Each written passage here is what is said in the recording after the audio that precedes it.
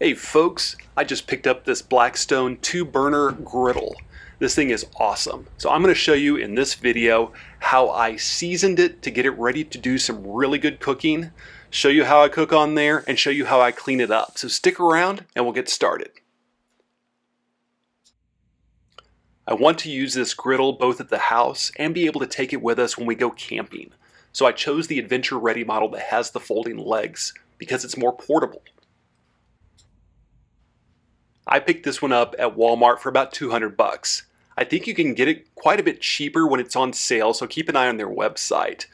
Out of the box, the griddle does take some assembly, but it's intuitive and pretty easy to do, so we'll fast forward past that part. Yeah, that was easy. Now let's focus on getting this cast iron cooktop seasoned and ready to cook on. Wait, you're not going to use soapy water on this thing, are you? Yeah, I am. It's perfectly safe to use some dish soap and water to get this thing clean. Right now I'm just trying to take off any kind of manufacturing oils and get this ready for seasoning. Now this should come ready to cook out of the box, but taking the time to do a full seasoning like I'm going to show you in this video will make this thing virtually non-stick and so much better to cook on.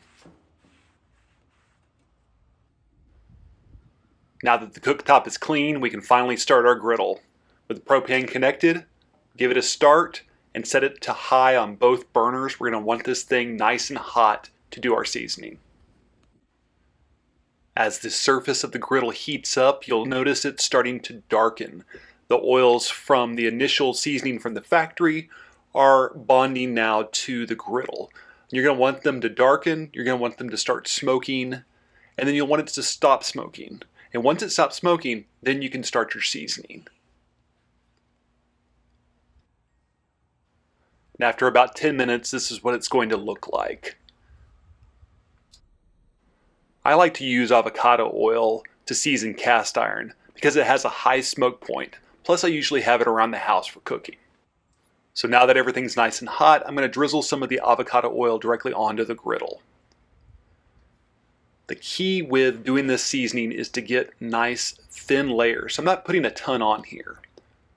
I'm using a cotton rag to move this oil around and get a nice even layer across every surface of this griddle. You can use paper towels here, but I find they come apart after a while and kind of make a mess.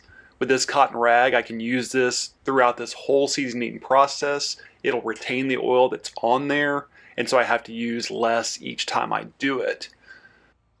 Now you'll notice there's a lot of smoke here, and that's perfectly normal. You want that smoke because it shows everything is nice and hot and that the seasoning process is happening correctly. Those oils are kind of melding to the cast iron. Once the smoke clears out, it's also a good indicator that it's ready for the next layer of seasoning. So that's usually about 10 minutes between each layer. It's time for the second coat. Exactly the same process as the first round. I'm using the same rag which already has some oil on there, and I'm using that to evenly spread this thin layer of oil on every single surface. You'll notice the smoke start up, and as soon as that smoke is gone, then it'll be time for the third layer.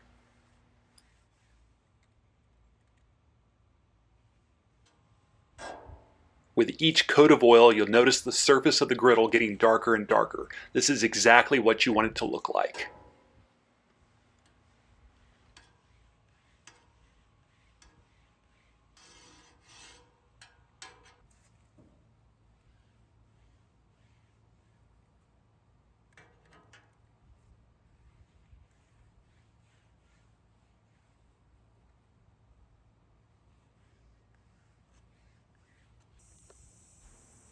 After the fifth coat, I'm doing one final wipe down with the rag just to get any excess oil off the surface.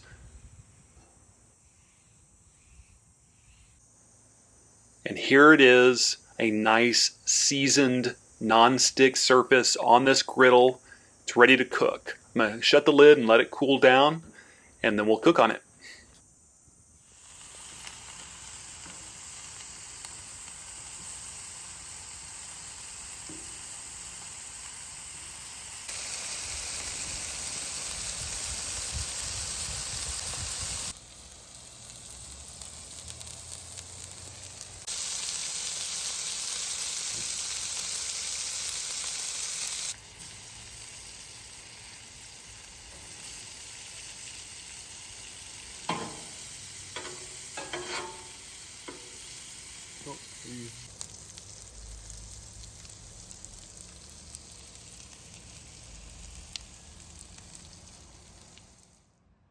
And after a successful first meal, it's time to clean things up. The cleanup process is pretty easy. Just turn your griddle back on to about medium-high heat. You're going to need some water, some paper towels, a scraper, and some oil. As the water hits the surface and boils, it starts loosening up all the food bits. That's where you use your scraper to kind of push it all back over to the exit hole of the griddle. Now, I don't have my typical scraper right here, so I had to improvise. It was locked up in the camper and I wasn't able to get to it in time. So, if you have a good scraper that's made for a griddle, this is a better tool to use. Depending on how much food is on the surface, you may have to do the water and scrape method a couple of times. Usually doesn't take too long. And once everything is scraped off and all the main food particles are gone, then you can just take a clean paper towel and wipe off any of the extra moisture before we go to the next step. The griddle top is clean, just needs a quick re-seasoning. Now this part should look familiar. We're adding oil to the hot griddle, spreading it around with a rag or paper towel, making sure to get a nice even thin coat across the entire surface of the griddle, even up the sides. Now we're going to let this smoke until it stops smoking, turn off the griddle, and then you're ready for your next cook. And it really is that simple. You follow these easy steps, it'll take care of this griddle surface and ensure that you have good, even, non-stick cooking for the life of your griddle.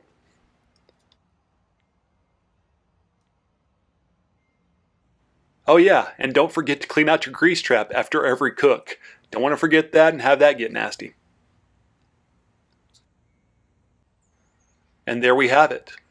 This is the way that I set up, season, cook, and clean on my Blackstone propane griddle.